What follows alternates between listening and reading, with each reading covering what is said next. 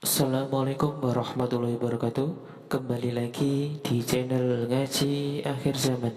Di video kali ini kami akan membagikan ceramah khotbah yang membahas tentang bagaimana hukumnya tradisi buah memberi kepada orang lain tetapi berharap untuk dikembalikan. Untuk lebih jelasnya, mari kita simak videonya sama-sama. Sekian dari saya. Wassalamualaikum warahmatullahi wabarakatuh.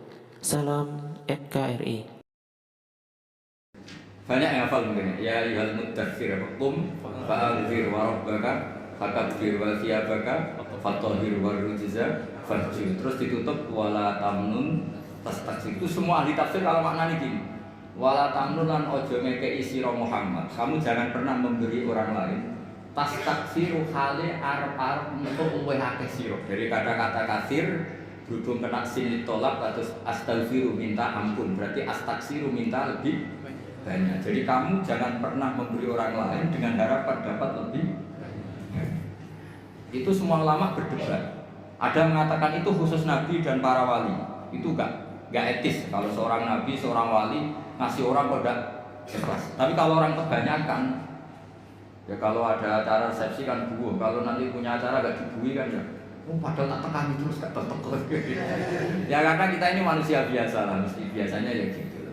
Sering dipinjemin sepeda motor orang lain, ketika terus kita pinjam nggak boleh mesti butuhnya kan, padahal pas pinjam sering tak pinjemin, kenapa sekarang enggak? Jadi itu ada mengatakan ya kalau tidak wali ya boleh lah. Wong memang fitrah manusia itu kan ingin tadi ingin diwongke. Kalau kita sering pinjemin teman sepeda motor, suatu saat kita pinjam nggak boleh, berarti butuhnya itu padahal dulu sering. Itu sudah diperingatkan sama Allah, wala tamnun tastaksir. Jadi jangan pernah kamu memberi orang lain kemudian Anda berharap mendapat lebih, karena nanti itu nyunsur kayak mirip suap. Iya, misalnya kita ngasih pejabat tertentu atau yang punya otoritas tertentu, kemudian kita hanya ngasih 10 juta inginnya dapat pegawai tetap atau ingin jadi pejabat tertentu. Itu kan memberi dengan hal yang seperti itu sudah mirip suap. Tapi yang repot kan yang masalah adat istiadat kayak ya buah, kalau di Jawa itu bilang buah, kalau ada resepsi kita datang. Tapi nyatanya kalau kita punya acara dia ada datang kan kelihatan aslinya. Yang dulu katanya sok ikhlas ternyata kalau nggak dibalas kunjungan juga enggak. Karena saya tanya hukumnya pamrih boleh enggak? Ya untuk orang kebanyakan boleh. Tapi yang sudah latihan jadi wali jangan. Nah yang pertanyaan ibu tadi begini. Itu banyak yang tersinggung, tapi ini hukum ya dia ini sudah biasa saja, biasa. Itu pengurus masjid di daerah saya itu sering curhat sama saya. Masjid sekarang kan bagus-bagus, termasuk toiletnya kan bagus. Itu banyak orang kampung yang toiletnya di rumah itu jelek atau memang nggak guna. Itu ke masjid benda ingin missing. Jadi kebeletnya di rumah lari ke masjid, karena masjidnya menyediakan toiletnya. Yang parah lagi, kalau tidur sekarang di masjid, ini yang cerita takmir. Takmirnya kan sebagian sampai saya juga. Itu masjid di daerah-daerah Pantura. Dulu kalau tidur habis zuhur itu di rumah. Setelah masjid itu ada AC-nya, terus ada kipas angin. Lalu lucunya kalau mau pertemuan sama mitra bisnisnya atau keluarga, kok ketemu di masjid? Ketemu masjid.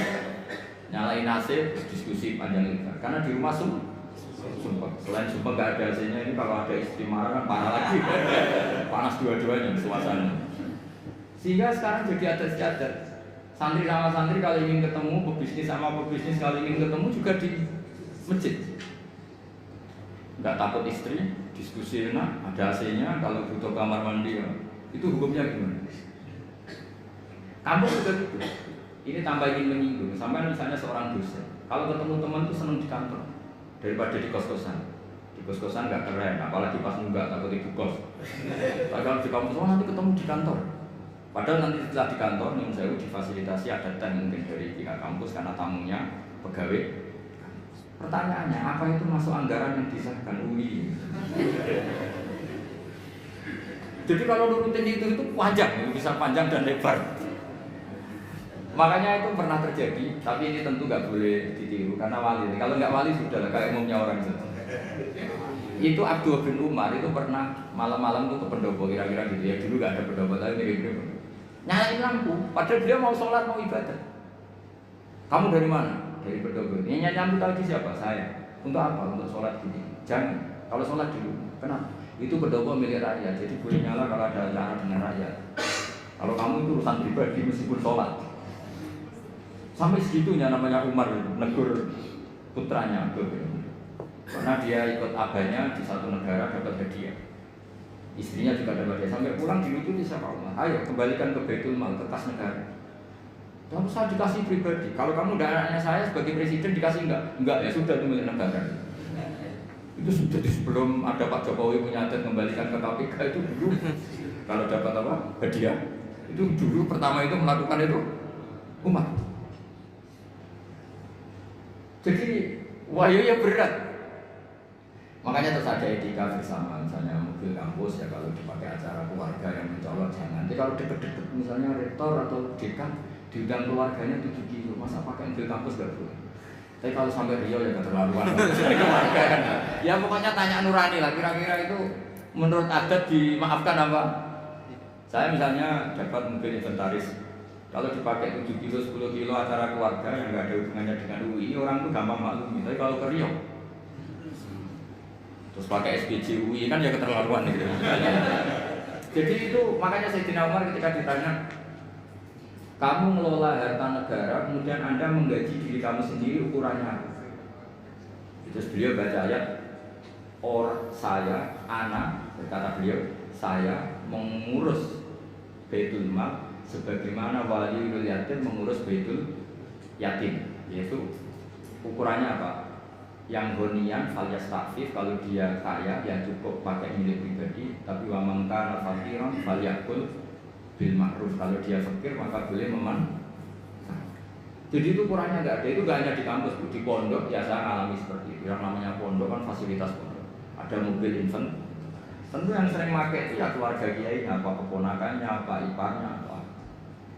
Tapi kiai-kiai yang sufi termasuk bapak saya itu enggak mau betul. Saya itu mulai latihan kiai itu sudah punya mobil, karena ya takut pakai mobil pondok. Karena itu yang latihan kiai-kiai yang papan atas itu, yang sufinya papan atas itu, Mbah Mun itu tiap akhir tahun itu bayar listrik. Kata beliau, anak-anakku yang ngambil listrik pondok ya bayar. Padahal pikirannya santri itu kan dipakai anaknya, gurunya itu seneng, tapi ya bayar. Bapak saya bayar, sampai sekarang ya bayar. Sama pondok saya sendiri. Karena pasti anak saya pernah pakai listrik pondok, pakai fasilitas. Jadi orang karena takut tadi. Ya itu tadi, coba misalnya dengan, makanya kalau saya ditanya gitu paling susah ya di masjid tadi. Kita melarang itu tidak mungkin, masa orang senang masjid gak boleh. Kadang jadi kata cerita teman saya, kadang melarang terus ke rumah karena terus kesusunan toilet. Tak tanya kenapa ada di rumah saja, toiletnya jelek. Jadi masjid-masjid kampung sekarang itu kalau orang rumpi lebih betah, karena ada kipas anginnya. Jadi kalau siang nyalain kipas angin terus tidur. Daripada di rumah dimarahin istri tidur di. Sekarang pertanyaannya, boleh nggak nyalain kipas angin untuk tidur? Nah kita misalnya, kalau masjid kota kan jelas ada aturan nggak boleh tidur, tapi sama jagungannya lama ketiduran. Jadi seperti itu tuh mau nggak mau. Makanya kata Abu Hanifah, fikih itu harus mengikuti mutharadil adat yang berjalan. Kan tidak lucu misalnya kita punya tamu di UI, ayo ketemunya nanti di kos saja, kan ini tidak milik saya.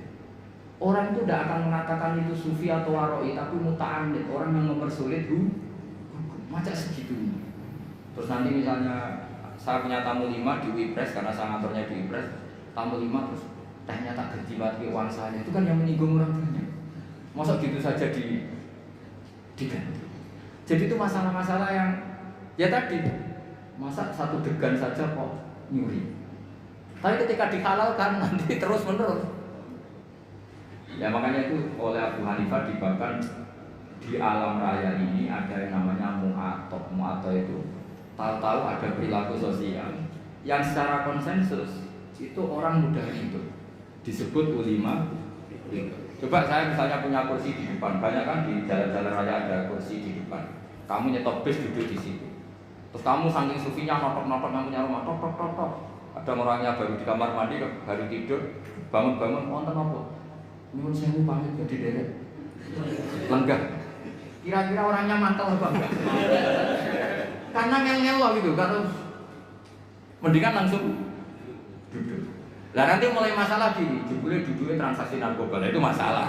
Tapi kalau sekedar duduk untuk nyetop bis atau nunggu teman, makanya Abu Hanifah ngendikan ukurannya itu adat.